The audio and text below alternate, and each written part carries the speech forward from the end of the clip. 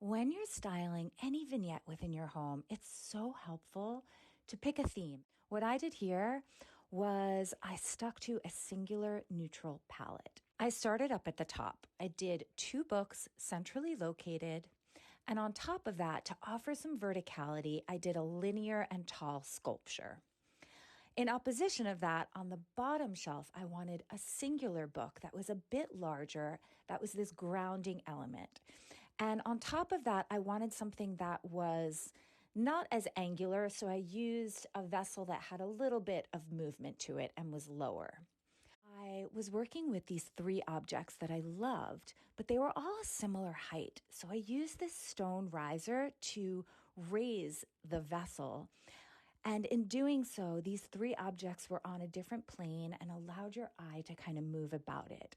Styling in threes is kind of the golden rule of design, but you do want to make sure that you're working with different heights.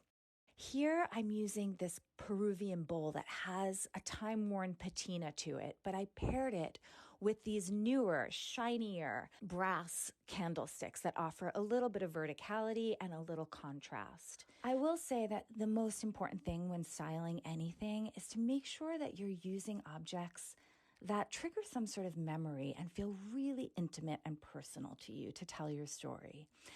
But most of all, have fun. Styling should be a creative expression.